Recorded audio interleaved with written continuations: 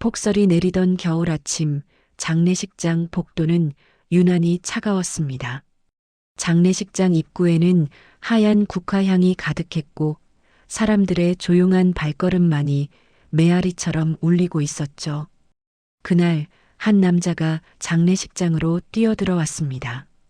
숨이 턱 막혀 올라오는지 그는 연신 가슴을 움켜쥐며 말했습니다. 저 어머니 상태가 어떻게?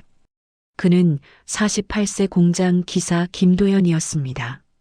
정리되지 않은 머리, 밤새 잠을 못 잔 눈, 손에는 떨어질 듯 말 듯한 장례식장 봉투.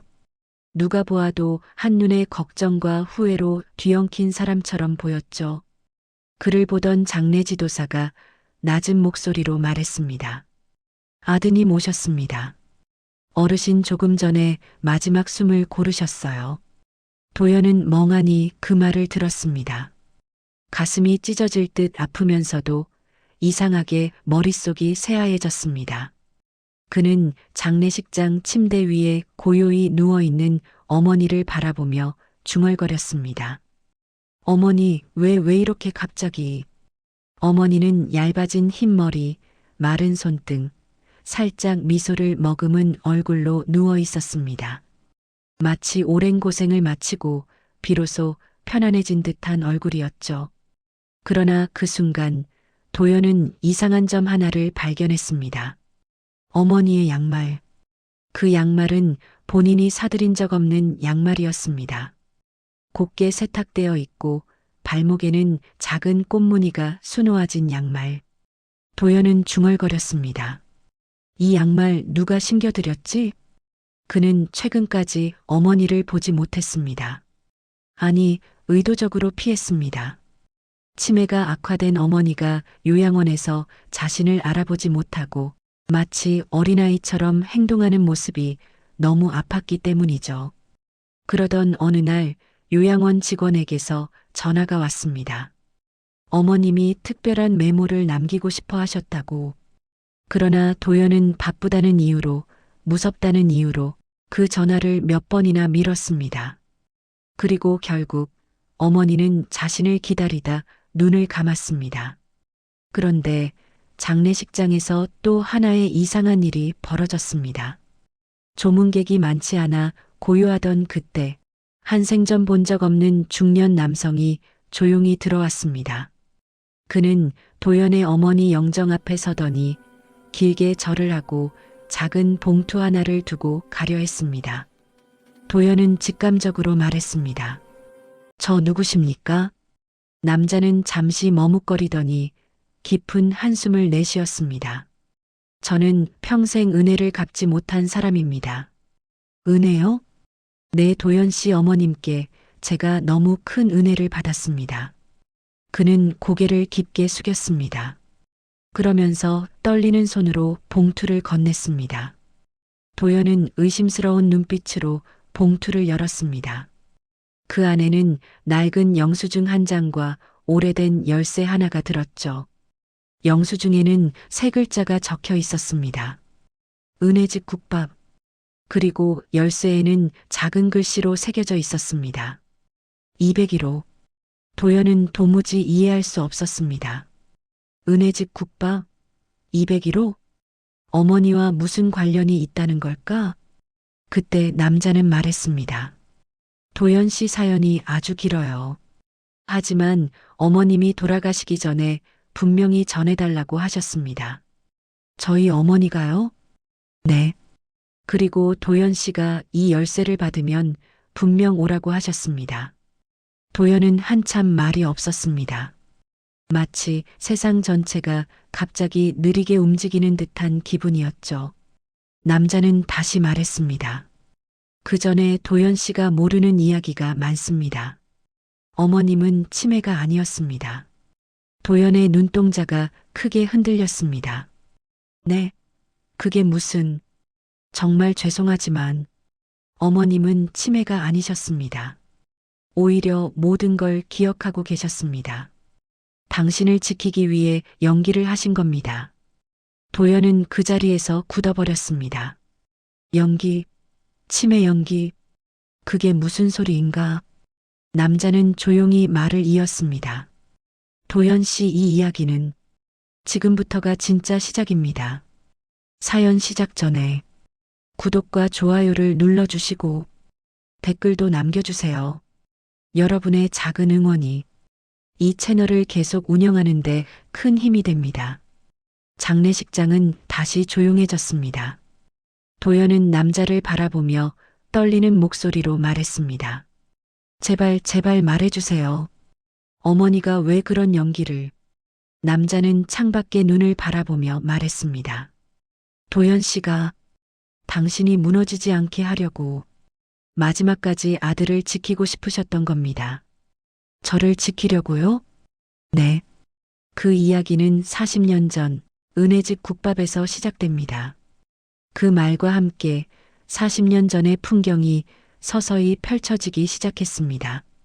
1985년 겨울, 서울 변두리 시장 골목 한켠에 작은 국밥집이 있었습니다.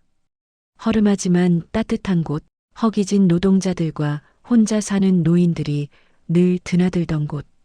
그곳에서 도연의 어머니 정순자는 당시 32세는 매일 새벽과 밤을 가리지 않고 국밥을 끓였습니다.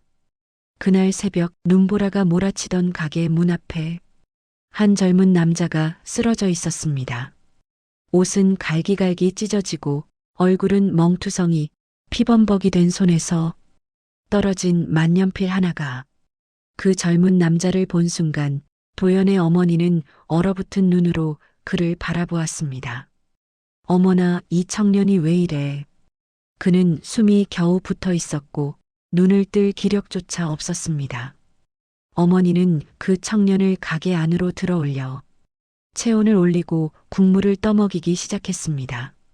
그러나 그 청년은 입술을 떨며 이렇게 말했습니다. 제가 죽으면 이 만년필만 꼭. 그때부터 어머니와 그 남자의 기이한 인연은 시작된 것이었습니다. 그 이야기를 남자가 들려주려는 찰나 장례식장 문 너머에서 누군가 급히 달려오며 외쳤습니다. 도연 씨, 큰일 났어요. 도연이 돌아보니 요양원 직원이 뛰어오고 있었습니다. 어머님 유품에서 편지가 한 통 나왔습니다. 그런데 도연 씨 이름이 아니라 다른 사람 이름이 적혀 있어요. 다른 사람 이름? 남자는 눈을 감고 고개를 끄덕였습니다. 맞습니다. 그 편지는 저에게 쓰신 겁니다. 왜 우리 어머니가 당신에게?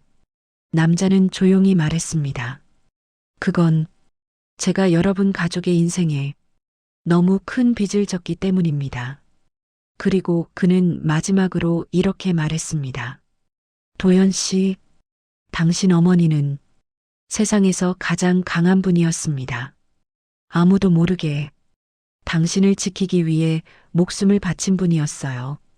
눈발이 장례식장 유리창을 두드리고 있었습니다. 도연은 말문을 잃은 채 남자의 입에서 이어질 다음 이야기를 숨조차 쉬지 못한 채 기다리고 있었습니다.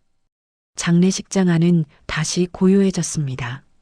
조문객들도 친척들도 잠시 말을 멈추고 도연과 남자를 번갈아 바라보고 있었습니다. 도연은 마른 침을 삼키며 입을 열었습니다. 은혜집 국밥? 그게 뭐죠? 어머니가 국밥집을 하신 적은 없는데요. 남자는 조용히 미소를 지었습니다. 어딘가 슬픔과 그리움이 섞인 미소였습니다. 도연 씨가 태어나기 전 이야기입니다. 도연 씨 어머님이 세상에서 제일 뜨거운 국밥을 끓이던 시절이었죠.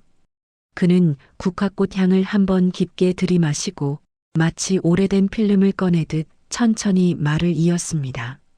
1985년 서울 변두리 재래시장 끝자락 골목 끝 모퉁이에 허름한 간판 하나가 걸려 있었습니다.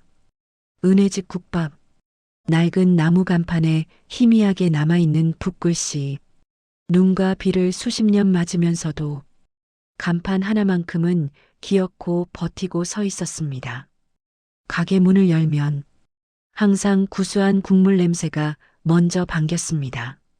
갓 끓인 사골 육수, 파송송, 고기 몇 점 보이지도 않을 만큼 적게 들어간 허름한 국밥. 그래도 그 한 그릇에 사람들은 위로를 얻고 힘을 얻고 다시 일을 나갔습니다. 그곳에서 정순자, 당시 32살의 젊은 여자가 허리를 굽히며 국밥을 휘저었습니다. 아이고, 오늘도 추워 죽겠네. 이런 날일수록 국밥이 잘 나가야 할 텐데. 그녀는 혼잣말을 중얼거리며 큰 가마솥을 휘휘 저었습니다. 손은 거칠고 트고 갈라져 있었지만 그 눈빛만큼은 단단하게 빛나고 있었죠. 구석에는 5살배기 도연이가 무릎 담요를 뒤집어 쓴 채 작은 난로 옆에 앉아 있었습니다. 엄마, 나 배고파. 조금만 기다려. 손님들 먼저 나가고 우리 도연이 맛있는 거 줘야지. 알았지? 응. 도연은 떼쓰지 않고 그저 고개를 끄덕였습니다. 어린 마음에도 알고 있었습니다. 엄마가 얼마나 바쁜지, 얼마나 힘들게 사는지. 그날도 새벽부터 눈이 내렸습니다. 가게 앞 골목길은 미끄럽게 얼어붙어 있었고 사람들은 떨면서 목도리를 고쳐 메고 지나갔습니다. 그때였습니다. 가게 문 앞에서 쿵 마이너스 하는 소리가 들렸습니다. 어머나, 뭐야? 순자는 깜짝 놀라 문을 열었습니다. 문턱 바로 앞 눈 위에 한 청년이 쓰러져 있었습니다. 처음 보는 얼굴이었지만 눈빛이 이상하게도 낯설지 않았습니다. 얼마나 추웠는지 숨이 입김으로 나왔다가 바로 얼어붙는 것 같았습니다.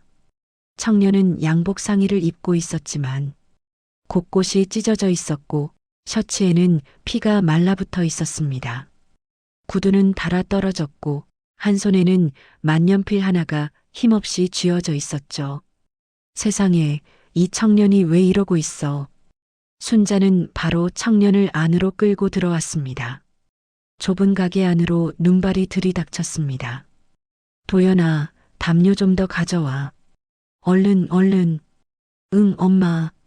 도연은 작은 다리를 부지런히 움직여 이불을 가지고 나왔습니다.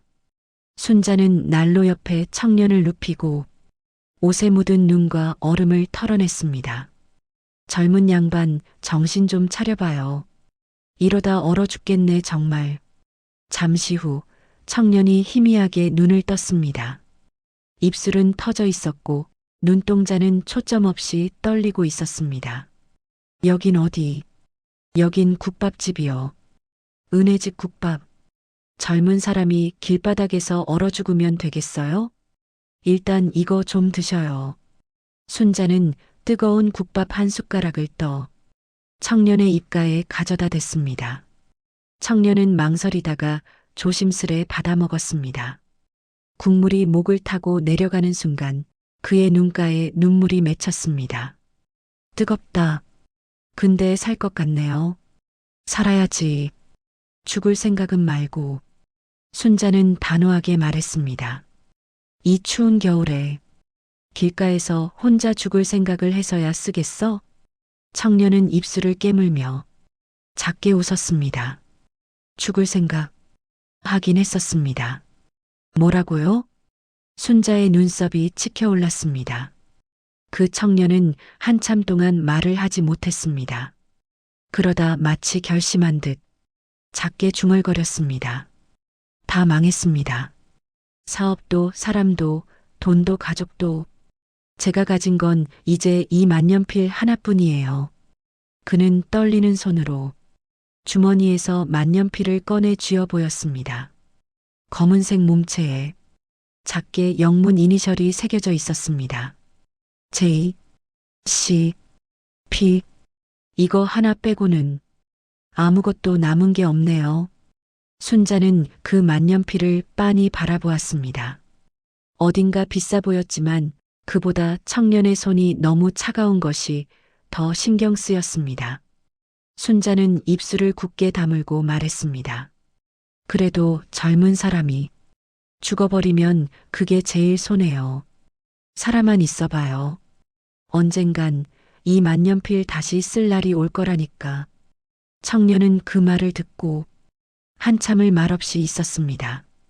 그러다 조금씩, 아주 조금씩 얼어붙었던 마음이 풀리는 것 같았습니다. 며칠 동안 청년은 은혜집 국밥에서 묵게 되었습니다. 이름이 어떻게 되나? 박진철입니다. 그래요, 박진철 씨. 그럼 앞으로 며칠은 여기서 몸부터 추스르고 가요.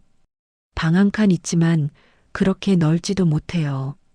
그래도 얼어 죽는 것보다는 낫잖아요. 하지만 제가 드릴 돈도 없고 돈 얘긴 나중에 해요. 사람은 살아야 돈도 벌고 돈을 벌어야 빚도 갚고 그러는 거지. 순자는 손사래를 쳤습니다. 이 가게 이름이 왜 은혜집인지 알아요? 내가 언젠가 받은 은혜를 언젠가 누군가한테 돌려주고 싶어서 그래요. 나도 옛날에 길바닥에서 쓰러져 있던 사람이라니까. 진철은 그 말을 듣고 깊게 고개를 숙였습니다. 고맙습니다. 정말 고맙습니다. 그렇게 진철은 며칠 동안 은혜집 국밥에서 설거지를 하고 가게 정리를 도우며 조금씩 기운을 되찾기 시작했습니다.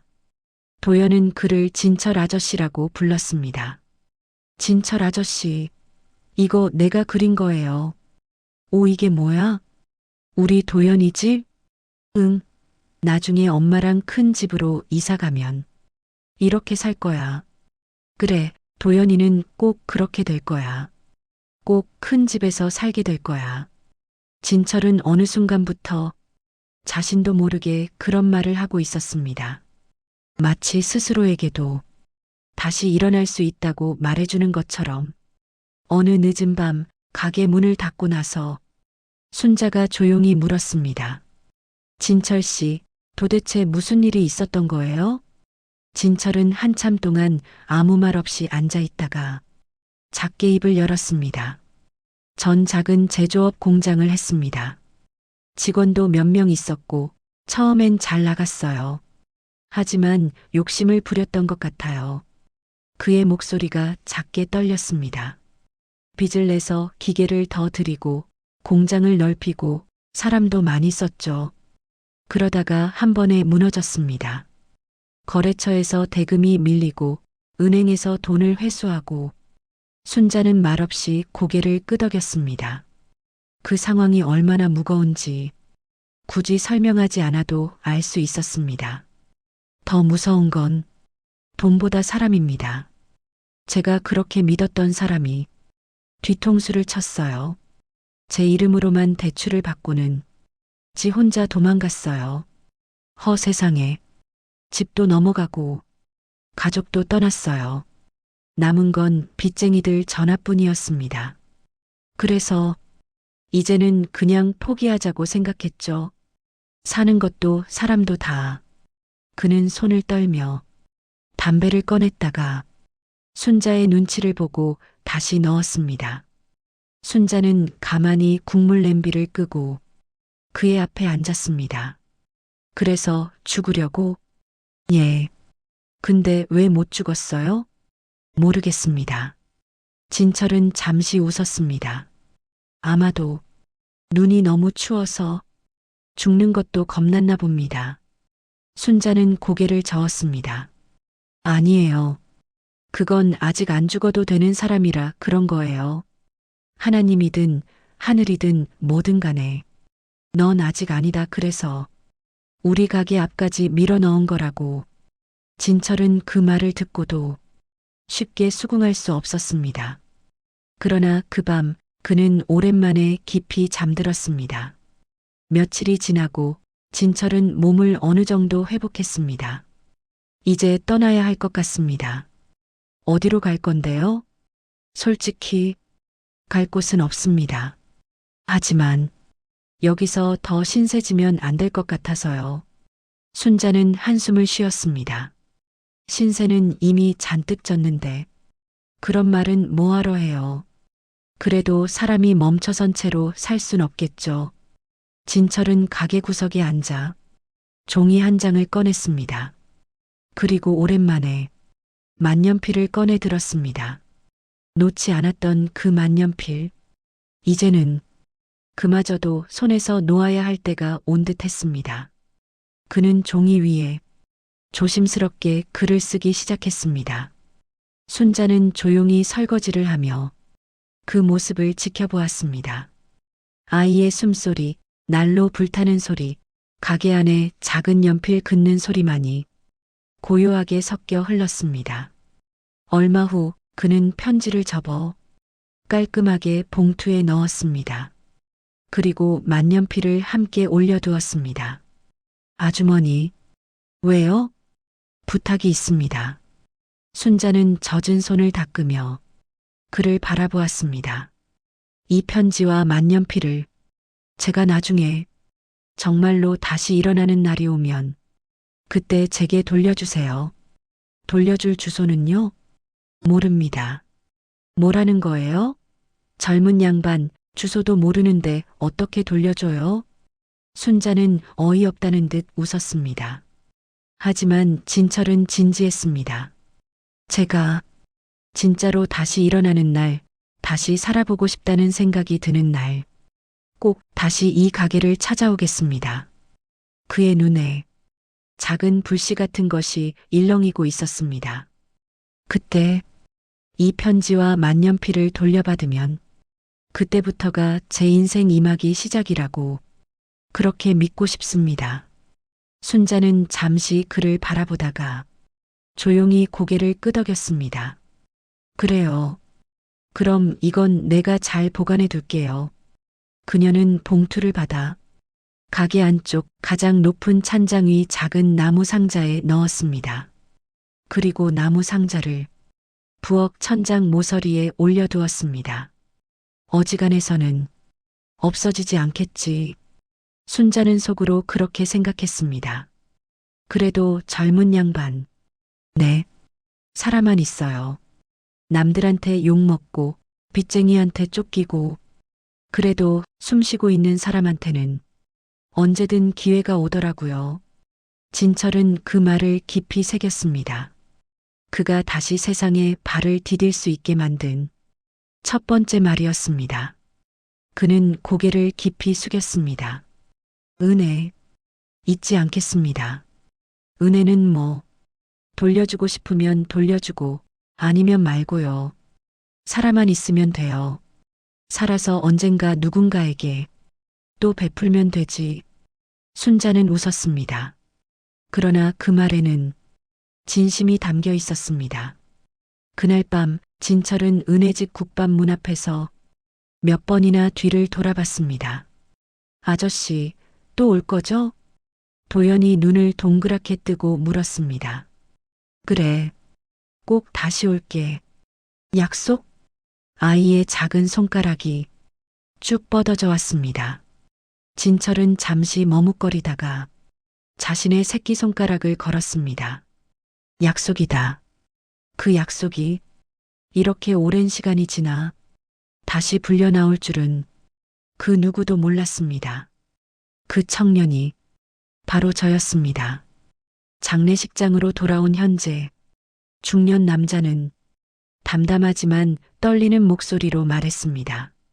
저는 그때 은혜집 국밥에서 당신 어머님께 목숨을 건졌습니다. 도연은 어지러움을 느꼈습니다. 그러면 어머니가 말하던 그 젊은 사장님이 그는 어릴 적 어머니가 가끔 했던 말을 떠올렸습니다. 어디선가 잘 살고 있을 거야. 내가 그때 못 말렸으면 벌써 이 세상 사람이 아니었을 거거든. 그때는 그냥 흘려들었던 말이었습니다. 하지만 지금 와서 생각해보니 그 말은 바로 이 남자를 두고 한 말이었습니다. 그 후 저는 정말 기적처럼 다시 일어섰습니다. 진철은 조용히 웃었습니다. 처음엔 막노동부터 했습니다. 현장에서 자재 나르고 밤에는 택배 상하차도 하고 그러다 운 좋게 한 중소기업에 납품하는 일부터 다시 시작하게 됐습니다. 그는 간단하게 말했지만 그 과정이 얼마나 험난했을지 굳이 설명하지 않아도 느껴졌습니다. 몇 년이 지나고 얼마 안 되는 돈이지만 조금씩 모으게 됐습니다. 그때마다 생각났습니다. 은혜집 국밥과 당신 어머니의 말이요. 살아만 있어요. 언젠간 기회가 온다고요. 그 말은 마치 주문처럼 그의 귀에서 떠나지 않았습니다. 그러던 어느 날 정말로 기회가 왔습니다. 진철은 눈을 감았다가 떴습니다. 예전에 하던 사업과 비슷한 일이었지만 이번엔 절대 욕심내지 않기로 다짐했습니다. 한 걸음 한 걸음 사람부터 다시 믿기로 했습니다. 다시는 누구를 탓하지 않기로 그는 손을 모았습니다. 그리고 정말로 일어섰습니다. 망했던 공장 다시 세웠고 직원들도 다시 모였습니다. 이제는 당신이 다니는 그 회사의 대표가 되어 있습니다. 도연의 눈이 커졌습니다. 회장님? 그는 믿을 수 없다는 듯 눈을 깜빡였습니다. 설마 우리 회사 그 회장님? 진철은 고개를 끄덕였습니다. 네. 당신이 면접을 보러 왔던 그 회사의 회장이 바로 접니다. 도연은 숨이 멎는 것 같았습니다. 그럼 면접장에서의 그 표정은 그는 갑자기 면접장에서의 상황이 떠올랐습니다. 찢어진 옷, 젖은 신발, 그럼에도 끝까지 변명하지 않던 자신. 그리고 그를 가만히 바라보며 어딘가 애틋한 눈으로 지켜보던 회장의 시선. 그때 당신을 보면서 마치 오래전 제 모습을 보는 것 같았습니다. 마지막 기회라고 생각하고 온몸을 던졌던 그때의 저를요. 진철은 말을 이었습니다. 그래서 더더욱 당신 어머님이 남긴 말을 그냥 지나칠 수 없었습니다. 어머니가 무슨 말을? 당신 어머님은 마지막까지 제게 한 가지를 부탁하셨습니다. 장례식장 안공기가 무겁게 가라앉았습니다. 제 아들을 절대 무너지게 하지 말아주세요. 그 순간 도연의 눈에서 뚝 눈물이 떨어졌습니다. 어머니가 그런 말을, 네. 그리고 그 부탁 때문에 당신 어머님은 어쩔 수 없이 치매 연기를 선택하셨습니다. 도연은 고개를 번쩍 들었습니다. 치매 연기. 대체 왜요? 왜 그런 것까지? 진철은 깊은 숨을 내쉬었습니다. 그 이야기는 당신 아버지의 빚에서부터 시작됩니다. 눈발은 여전히 장례식장 유리창을 두드리고 있었습니다. 도연은 어릴 적 기억 속 한 장면을 떠올리고 있었습니다. 술에 취해 새빨간 눈으로 소리 지르던 아버지, 그 앞에서 말없이 견디던 어머니, 방구석에서 숨어 울던 어린 시절의 자신. 그리고 어느 날 아버지가 갑자기 사라지던 그날 밤. 그제야 도연의 가슴 한켠에서 오랫동안 묻혀있던 기억들이 조용히 깨어나기 시작했습니다. 장례식장 밖에서 바람이 세차게 불고 있었습니다.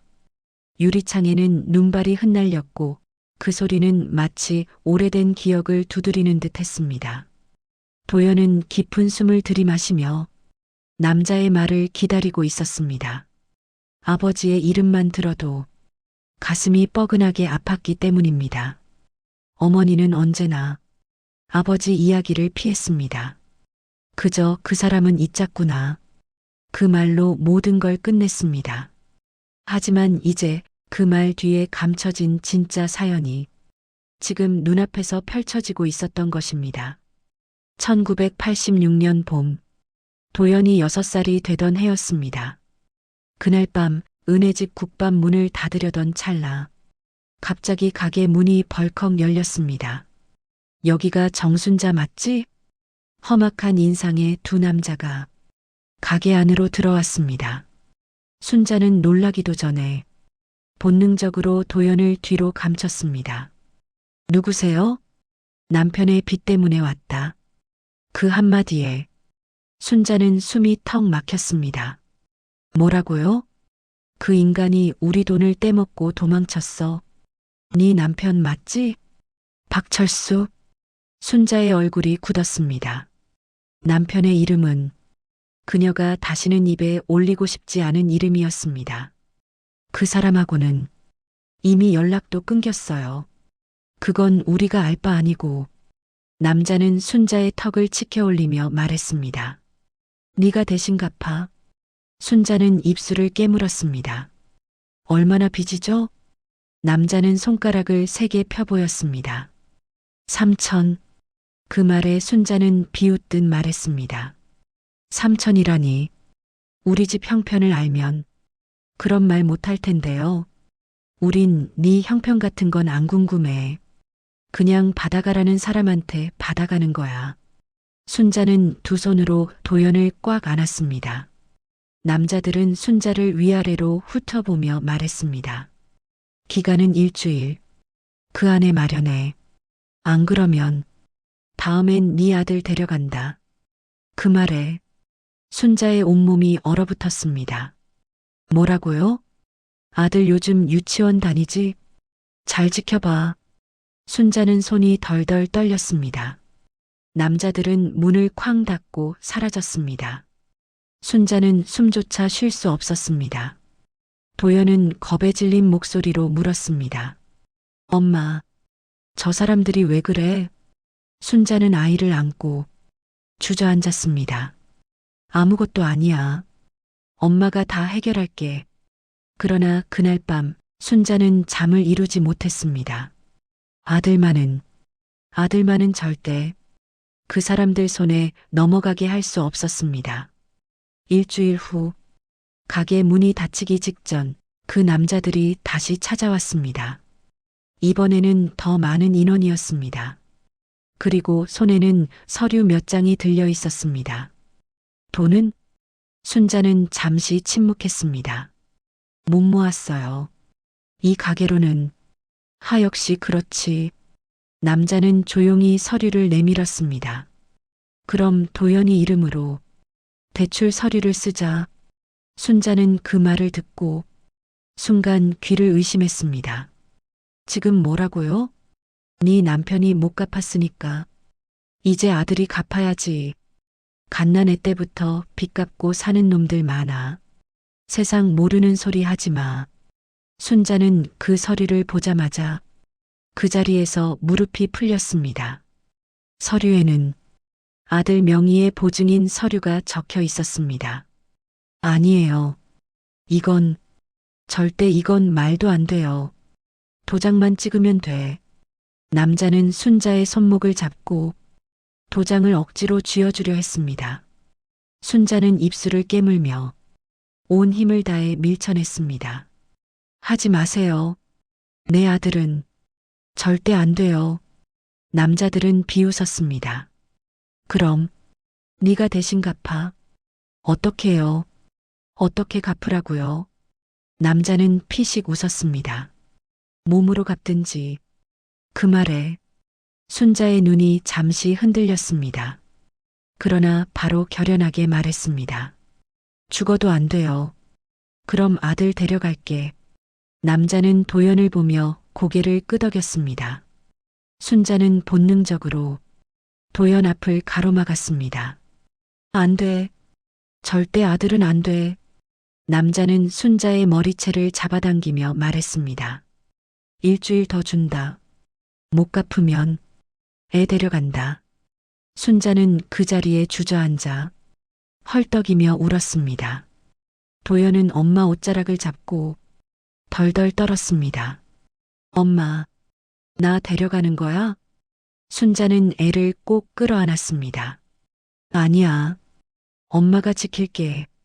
무슨 일이 있어도 엄마가 널 지켜낼 거야. 그 밤 순자는 처음으로 하늘을 향해 기도했습니다. 제발 이 아이만은 건드리지 않게 해주세요.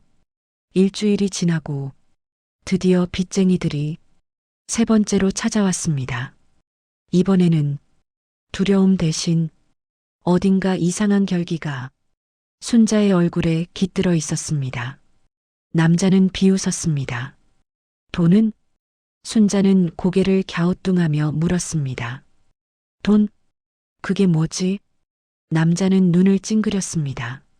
설마, 지금 장난하냐? 순자는 멍한 얼굴로 말했습니다. 아무도 돈을 빌린 적이 없는데. 그 말에 남자들의 얼굴이 일그러졌습니다. 야, 이 여자 뭐야? 그때 순자는 갑자기 억지 웃음을 지었습니다. 저 요즘 머리가 자꾸 안 좋아져서 사람도 잘 모르겠고. 도연은 엄마의 표정이 달라진 것을 바로 알아챘습니다. 엄마.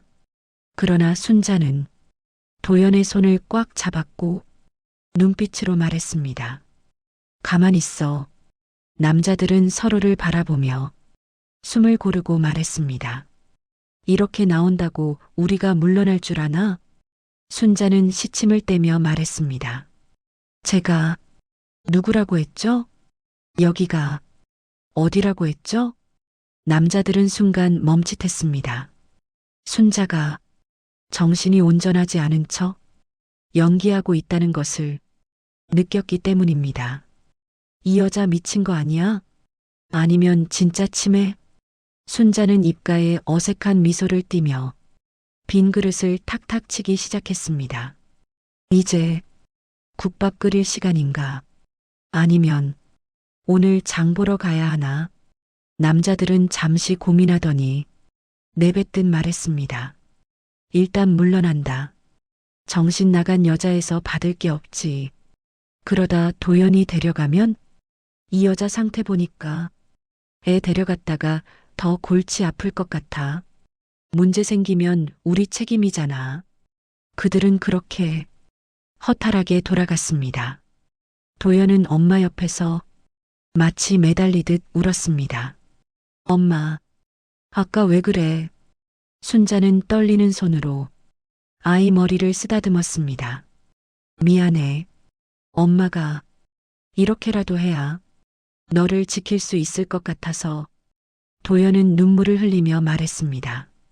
그럼 이제 엄마가 진짜 치매 환자처럼 살아야 해? 순자는 고개를 천천히 끄덕였습니다. 그래야 너를 다른 사람이 건드릴 수 없어. 그 말에 도연은 입술을 깨물었습니다. 엄마, 나 때문에. 아니야. 엄마가 선택한 거야. 너를 지키기 위한 거니까. 그때 순자의 눈에서 한 줄의 눈물이 흘렀습니다. 엄마는 평생 누구한테도 지켜진 적 없었어. 그러니까 단 한 번이라도 엄마가 너를 온전히 지켜주고 싶었어. 도연은 그 말을 듣고 점점 더 오열했습니다. 현재로 돌아와 진철 회장은 그때의 이야기를 하며 눈시울을 붉혔습니다. 당신 어머니는 그때부터 빚쟁이들 눈에 치매 걸린 여자로 남았고, 그 덕에 당신은 무사히 학교도 가고 어른이 될 수 있었습니다. 도연은 손으로 얼굴을 가리며 흐느꼈습니다. 엄마가 그걸 다 혼자 감당한 거예요? 진철은 고개를 끄덕였습니다. 네, 그분은 진짜 강한 분이었습니다. 도연의 어깨가 들썩였습니다. 그럼 그 치매 연기 요양원에 있을 때도 계속? 네. 진철의 목소리는 더욱 조용하고 진중했습니다. 당신이 힘들게 살고 있다는 걸 알게 된 후 다시 빚쟁이들이 이 지역에 나타났다는 소식을 듣고 당신이 위험해질까봐 더 깊게, 더 철저하게 치매 연기를 선택하신 겁니다. 숨도 쉬기 어려웠습니다. 엄마는 마지막까지도 저를, 네, 당신을 지키고 지켜내고 끝까지 버티다가 마지막 순간에야 그 연기를 풀고 싶어 하셨습니다. 도연은 바닥을 바라보며 어깨를 떨었습니다. 엄마, 왜 그 고생을? 그때 장례식장 문이 조용히 열렸습니다. 요양병원에서 온 직원이 작은 종이를 건넸습니다. 이건 어머님이 마지막으로 남기신 메시지입니다. 말씀을 못하시는 날에 조용히 써두셨어요.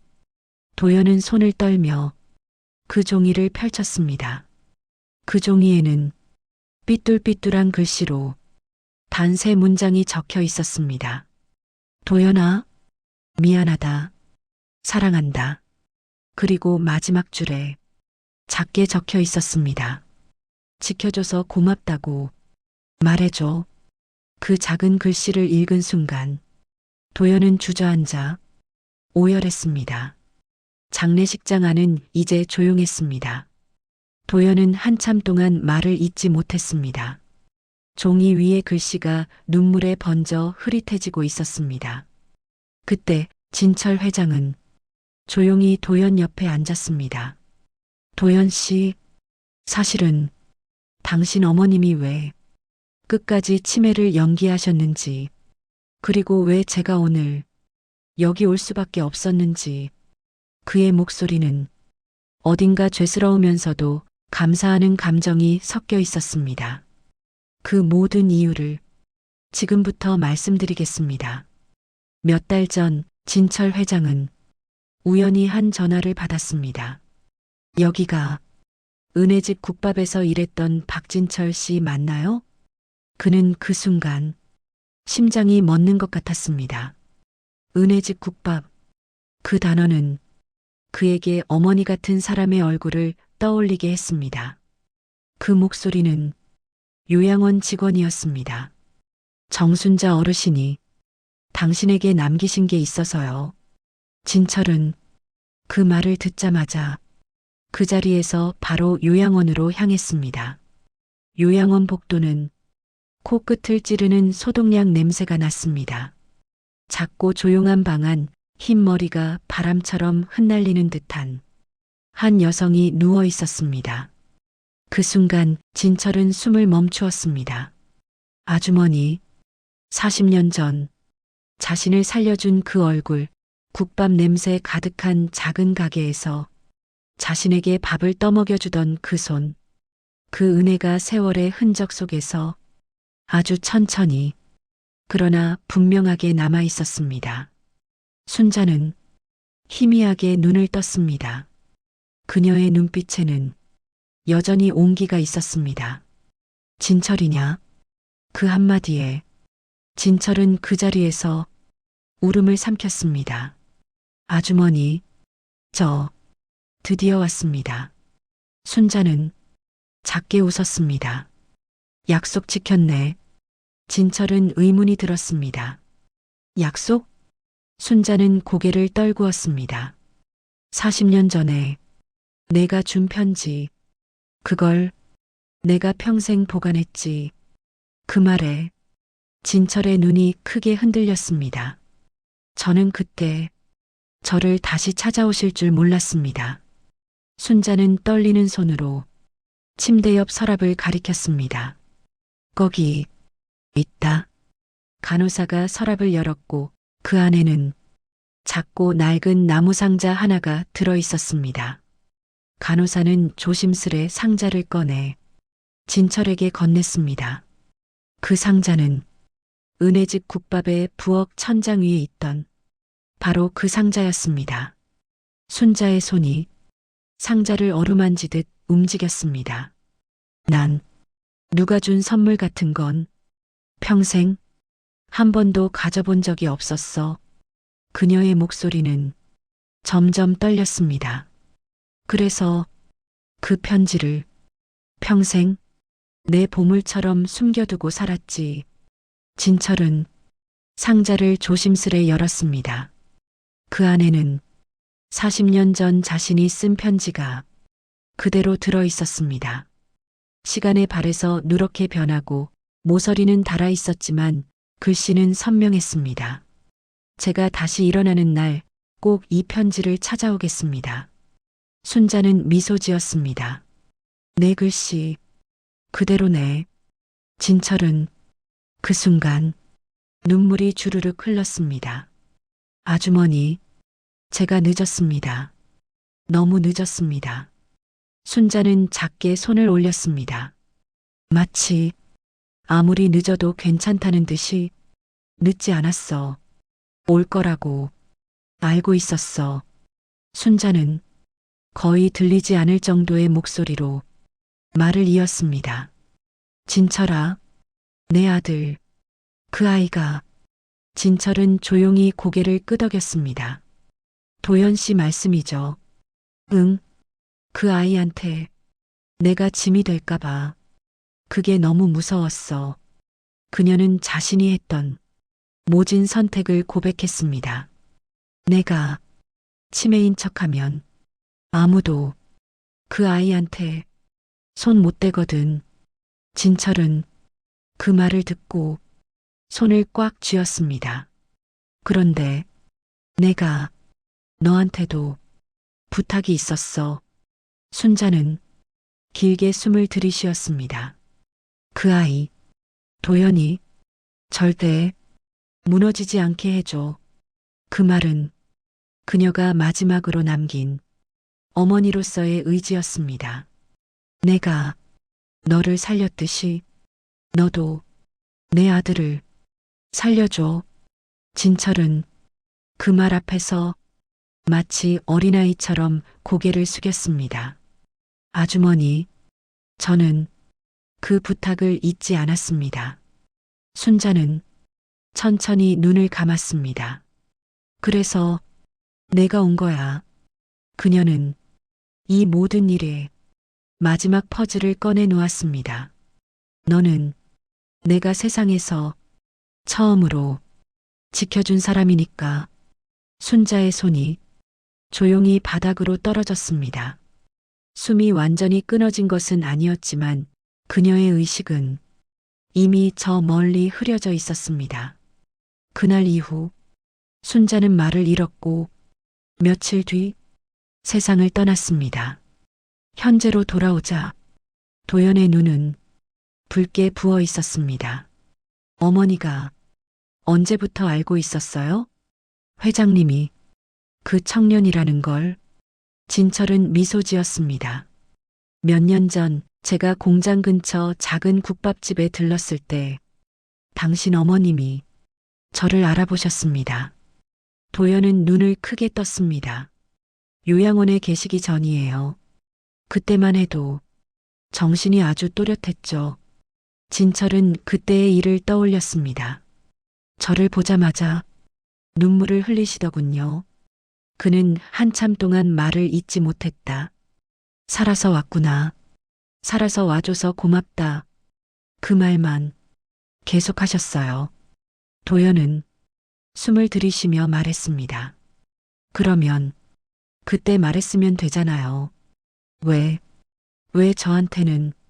진철은 고개를 저었습니다. 말할 수 없었습니다. 그분은 자신이 치매가 아니라는 걸 드러내면 안 됐습니다. 도연은 손으로 얼굴을 감쌌습니다. 엄마가 끝까지 저 때문에. 진철은 조용히 고개를 끄덕였습니다. 네, 도연 씨. 당신 어머님은 죽는 날까지 당신을 지키려고 했습니다. 도연은 숨을 들이마시며 말했습니다. 그래서 저한테까지 연기를 하신 거군요. 네. 진철은 조용히 말했습니다. 저에게는 진실을 알려주셨지만 당신에게는 치매 연기 중인 어머니로 남고 싶어 하셨습니다. 왜요? 도연은 울음 속에 묻혀 있었습니다. 왜 저한테만은 끝까지 당신에게 부담 주기 싫어서요. 도연의 심장은 가슴 속에서 무너져 내렸습니다. 엄마는 마지막까지도 저를. 진철은 그의 어깨에 손을 얹었습니다. 당신이 너무 힘들게 사니까. 차마 자기가 얼마나 고생했는지 말할 수 없었던 겁니다. 도연의 눈물이 멈추지 않고 흘렀습니다. 그때 요양병원 직원이 그들에게 또 다른 봉투 하나를 건넸습니다. 정순자 어르신께서 마지막으로 남긴 다른 분께 드리라고 하신 편지가 있어요. 도연은 봉투의 겉표지를 보고 숨을 멈추었습니다. 거기에는 진철의 이름이 적혀 있었습니다. 박진철 씨에게. 진철의 손이 떨렸습니다. 도연은 그 봉투를 조심스럽게 건넸습니다. 받으셔야죠. 진철은 손끝으로 봉투의 테두리를 어루만지며 천천히 찢었습니다. 봉투 안에는 작은 메모 한 장과 무언가 단단한 금속이 들어 있었습니다. 메모를 펼치는 순간 진철은 숨이 멎을 것 같았습니다. 거기에는 짧은 문장이 적혀 있었습니다. 이제 돌려줄 시간이야. 그리고 봉투 안에서 나온 것은 40년 전 도연의 어머니가 맡아둔 그 만년필이었습니다. 검은 몸체, 작은 흠, 그리고 그 위에 새겨진 J, C, P. 그것은 40년이라는 시간을 넘어 다시 그의 손에 돌아온 기적 같은 물건이었습니다. 진철의 손이 떨렸습니다. 아주머니, 그는 천천히 고개를 들어 도연을 바라보았습니다. 당신 어머님은 약속을 지키셨습니다. 도연은 무엇을 말해야 할지 몰랐습니다. 그 순간 유리창 밖에서 하얀 눈이 조용히 내려오기 시작했습니다. 마치 40년 전 그날의 눈처럼 진철은 만년필을 두 손으로 감싸며 말했습니다. 이제 제 차례입니다. 도연은 눈물로 젖은 얼굴을 들었습니다. 무슨 뜻이세요? 진철은 단단한 목소리로 말했습니다. 당신 어머님의 부탁을 제가 지키겠습니다. 그 말은 마치 선언 같았습니다. 도연 씨, 이제 당신 차례예요. 당신은 당신 어머니의 아들로서 당당히 일어설 차례입니다. 도연의 가슴속 어딘가에서 오랫동안 얼어붙어 있던 것이 조금씩 녹아내리기 시작했습니다. 장례식장 밖에서는 여전히 눈이 내리고 있었습니다. 도연과 진철 회장은 잠시 말없이 앉아 있었습니다. 말은 멈췄지만 두 사람 사이에는 40년이라는 긴 시간이 한꺼번에 걸어 들어온 듯한 묵직한 기운이 흐르고 있었습니다. 도연은 얼굴을 양손으로 감싼 채 천천히 숨을 내쉬었습니다. 회장님, 진철은 고개를 들었습니다. 네, 도연 씨, 저 어머니께 정말 아무것도 해드린 게 없어요. 그 말에 진철은 고개를 저었습니다. 아닙니다. 당신은 당신이 생각하는 것보다 훨씬 더 그분에게 힘이 되어 주셨습니다. 아니에요. 저는 어머니가 얼마나 고생하는지도 모르고 요양원에서도 마주하길 두려워서 도망만 다녔어요. 도연의 목소리가 흔들렸습니다. 그런데 어머니는 마지막까지 절 지켜주려고. 진철은 조용히 손을 얹었습니다. 그게 부모입니다. 도연은 고개를 들었습니다. 진철은 이어 말했습니다. 그리고 그 어머님의 마음은 누군가 반드시 이어받아야 합니다. 누구요? 진철은 단호한 목소리로 말했습니다. 당신입니다, 도연 씨. 그 말은 도연의 가슴 깊은 곳을 흔들었습니다. 당신 어머님은 평생 누군가를 지키기 위해 자신을 희생하셨습니다. 이제는 당신이 그 마음을 이어서 세상 앞에 서야 합니다. 도연의 눈동자에서 작은 빛이 일렁이기 시작했습니다. 잠시 후 진철은 장례식장 밖 복도에서 도연과 마주 앉았습니다. 그날 면접 이야기, 아직 못하셨죠? 도연은 고개를 숙였습니다. 사실 면접은 최악이었어요. 진철은 입가에 약한 미소를 지었습니다. 그건 알고 있습니다. 폭설이 내린 그 아침, 경사진 골목에서 도연은 넘어진 노인을 도우려다 자신의 정장을 모두 망가뜨렸습니다. 치료비도 없고 면접은 그것이 마지막 기회였는데 도연은 그때를 떠올리며 입술을 깨물었습니다. 면접실 문을 연 순간 사람들의 시선이 한꺼번에 몰렸습니다. 저 사람이야? 정장 왜 저 모양이야? 짙은 얼룩이 눈물인가? 아니면 뭔가에 젖은 건가? 이런 상태로 면접을 보겠다는 건가? 그 조롱 어린 시선 속에서도 도연은 고개를 숙이며 말했습니다. 죄송합니다. 길에서 어르신을 도와드리느라 한 면접관이 비웃듯 말했습니다. 그러니까 사람을 도우다가 회사를 놓칠 뻔했다.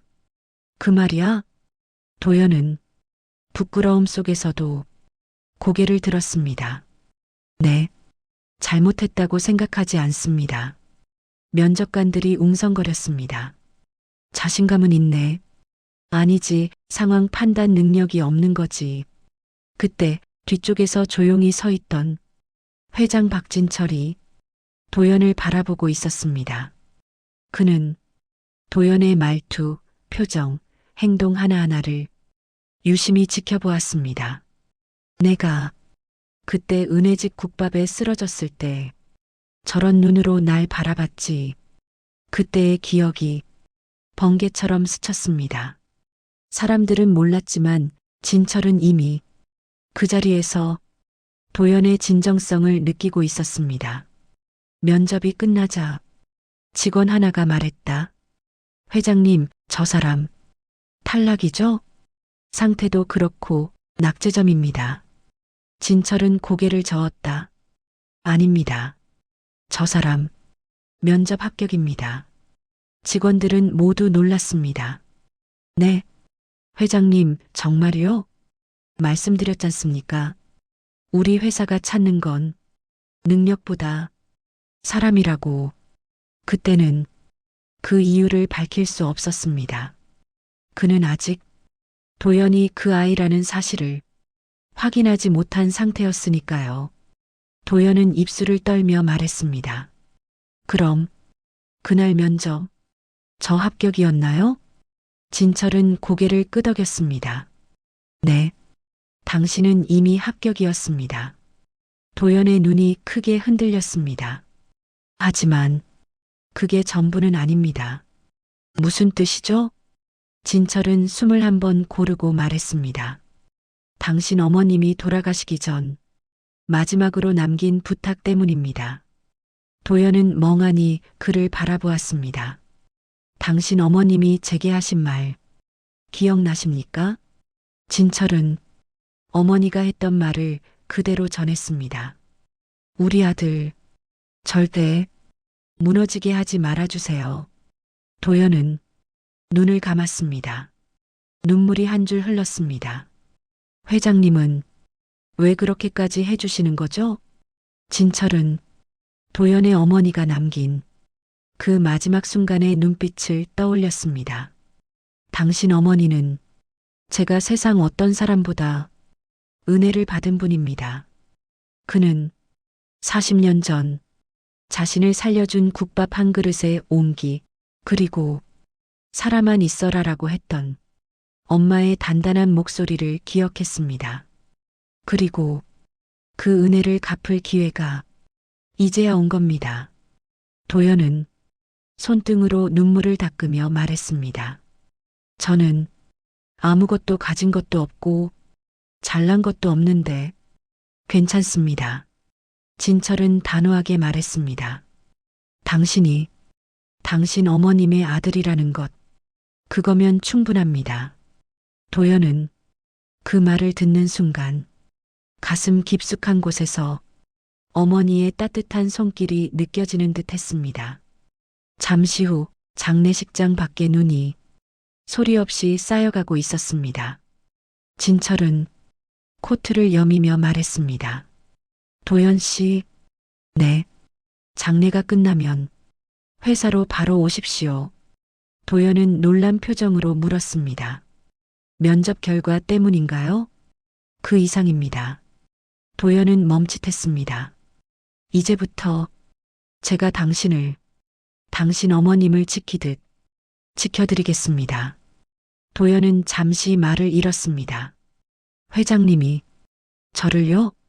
저 같은 사람을? 진철은 눈덩이가 코트에 떨어지는 것도 모른 채 말했습니다. 제가 당신 어머님께 한 약속이니까요. 그 말은 도연의 가슴에 큰 울림을 줬습니다. 회장님, 그리고 진철은 갑자기 엄숙한 표정으로 작은 종이 하나를 꺼냈습니다. 이건 당신이 꼭 알아야 할 겁니다. 도연은 종이를 받았습니다. 그 종이는 오래된 요양원 서류였습니다. 이건 진철은 말했다.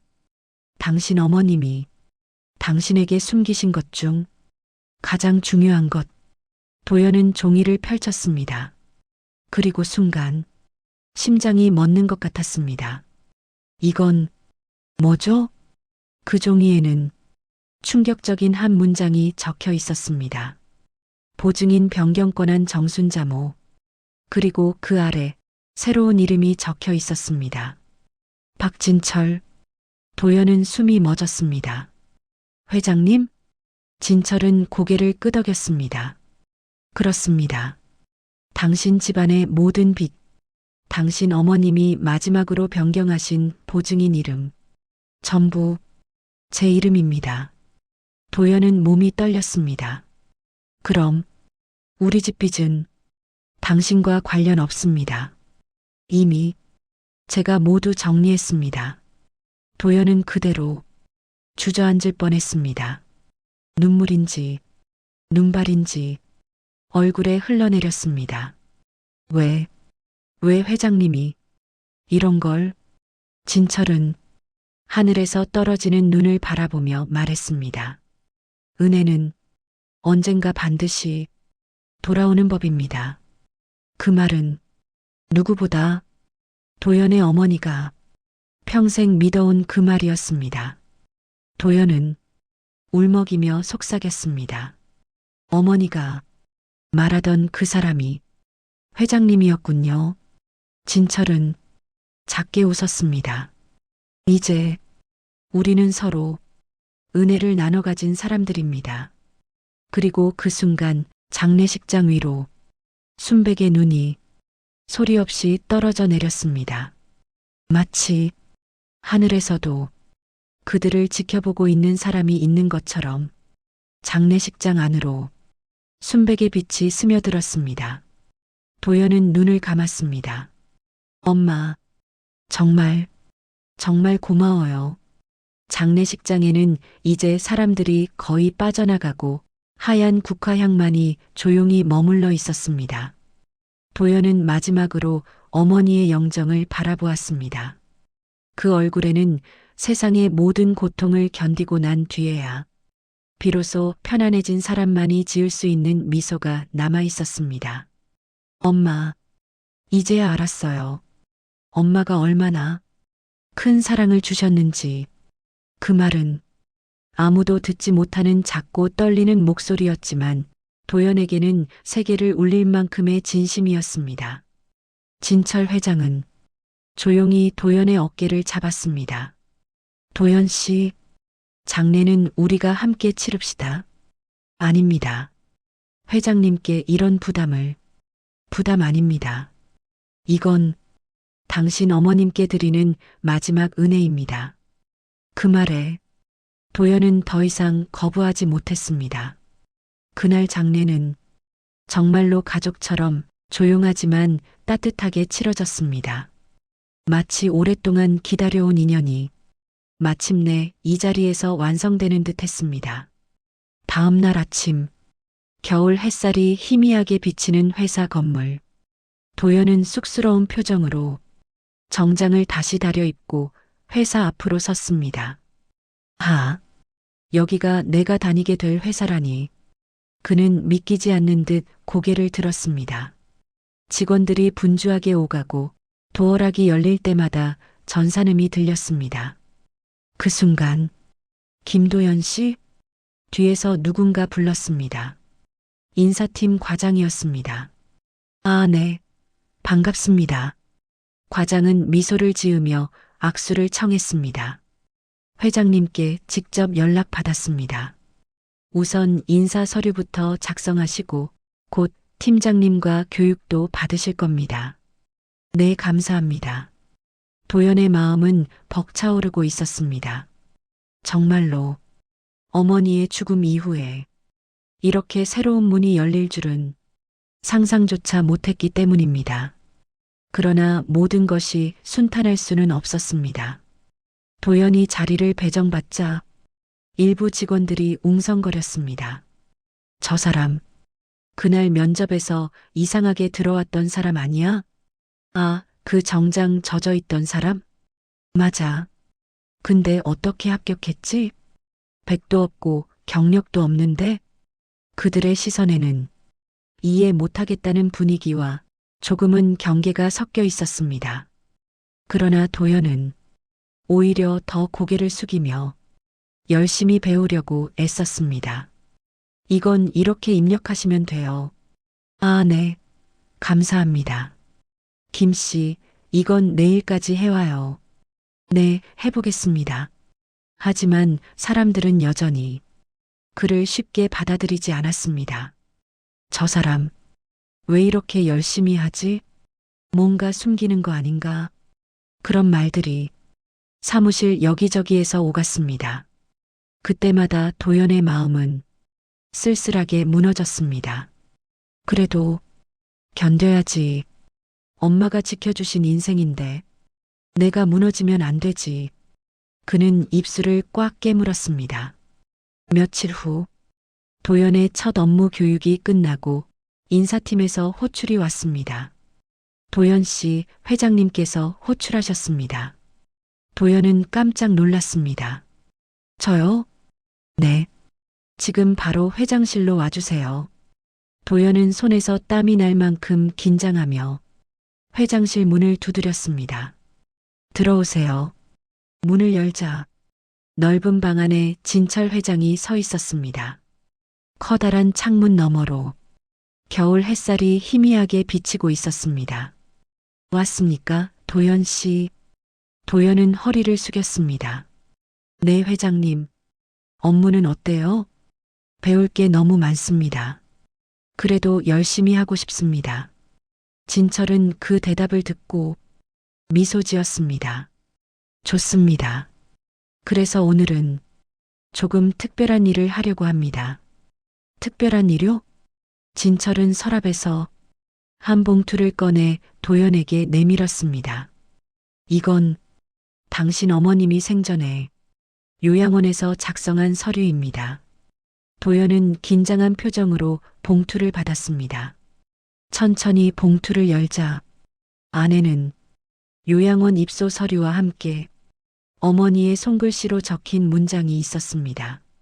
도연이에게 말하지 말아주세요. 제가 잘못되면 회장님께만 전달 부탁드립니다. 그리고 그 아래에는 한 문장이 더 적혀 있었습니다. 도연이에게 이 사람은 인생 끝까지 지켜야 할 사람입니다. 도연은 봉투를 떨어뜨릴 뻔했습니다. 저를 지켜야 할 사람? 진철은 고개를 끄덕였습니다. 당신 어머님은 당신이 힘든 상황에서도 누군가에게 기대지 않고 남을 지키는 사람이 되기를 평생 바라셨습니다. 그의 목소리는 조용했지만 단단했습니다. 그래서 당신을 제 회사로 부른 게 아닙니다. 도연은 고개를 들었습니다. 그럼 왜? 저는 당신의 어머니가 지켜준 사람이었습니다. 그리고 이제 당신이 저를 지켜야 할 때가 왔습니다. 그 말은 도연의 가슴을 세게 때렸습니다. 저를 지키라고요? 네. 진철은 말을 이었습니다. 제 주변에는 제가 모르는 적도 많고 저를 이용하려는 사람도 많습니다. 하지만 당신은 아닙니다. 당신은 이 회사에서 가장 진심을 가진 사람입니다. 도연의 눈이 다시 붉어졌습니다. 그래서 당신에게 우리 회사의 가장 중요한 핵심 부서로 이동시키려고 합니다. 회장님, 물론 아직 초보니까 바로 큰 일을 맡기지는 않겠습니다. 하지만 곧 큰 프로젝트에 들어갈 겁니다. 도연은 그 말에 차마 말을 잇지 못했습니다. 그리고 진철은 책상 위에서 한 상자 더 꺼냈습니다.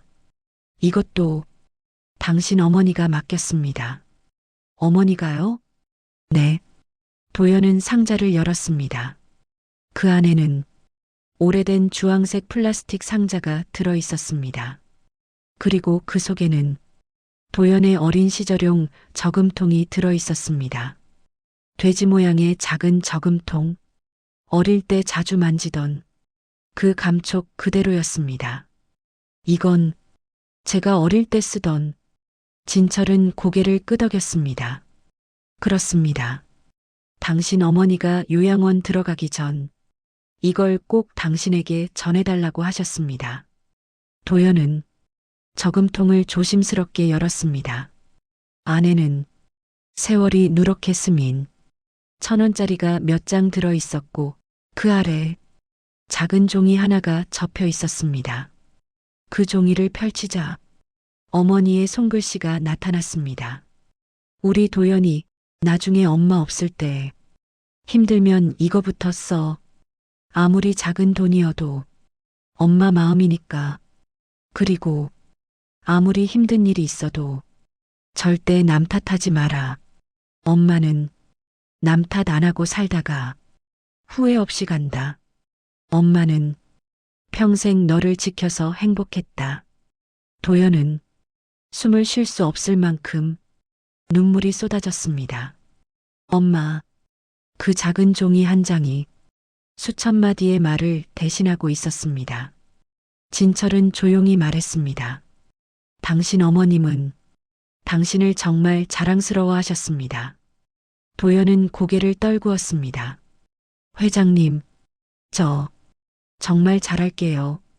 그 말은 결심이었고 고백이었고 부모에게 주는 마지막 효도 같은 말이었습니다. 1년 뒤 겨울이 다시 찾아왔습니다. 도연은 회사에서 가장 빠르게 성장한 직원으로 사내에서 유명해졌습니다. 회의에서 사람들은 말했습니다. 김도연 씨, 저 사람 요즘 진짜 인정받는 직원이래. 회장님이 직접 챙긴다며? 회사에 꼭 필요한 인재라고 하더라. 사람들의 시선은 이제 더 이상 조롱이 아니었습니다. 존중이었고 응원이었습니다. 그리고 그의 겨울 첫눈이 내리던 날, 도연은 진철 회장과 함께 조용한 식당에 앉아 있었습니다. 식당 한쪽 자리에는 어머니의 사진이 놓여 있었습니다. 회장님, 엄마가 보셨으면 좋아하셨겠죠. 진철은 미소를 지었습니다. 당연하죠. 두 사람 앞에는 따끈한 국밥이 올려져 있었습니다. 마치 40년 전 그날처럼 진철은 국밥을 한 숟가락 뜨며 말했습니다. 도연 씨, 앞으로 우리 진짜 가족처럼 지냅시다. 도연은 눈을 감았습니다. 네, 회장님. 그 말은 비로소 두 사람의 관계가 마침내 완성되었음을 의미했습니다. 그날 집으로 돌아오던 길, 도연은 하늘을 올려다보았습니다. 하얀 눈이 촉촉히 내리고 있었습니다. 그 눈발 속에서 마치 어머니가 미소 짓고 있는 모습이 보이는 것 같았습니다. 엄마, 나 이제 혼자도 잘 살아갈게. 그는 하늘에 대고 조용히 말했다. 그리고 평생 엄마가 지켜준 만큼 나도 누군가를 지키며 살게. 겨울밤의 거리는 고요했고 따뜻했습니다. 그리고 그 순간 도연은 깨달았습니다. 어머니의 치매 연기는 거짓이 아니라 세상의 어떤 진실보다 더 진실한 사랑이었다는 것. 그 사랑이 이제는 그의 인생을 밝히는 등불이 되어 앞길을 조량하고 있었습니다. 오늘의 이야기가 마음의 작은 울림이 되었다면 구독과 좋아요를 눌러주세요. 여러분의 따뜻한 응원이 더 많은 이야기를 만드는 힘이 됩니다. 항상 당신의 오늘을 응원합니다.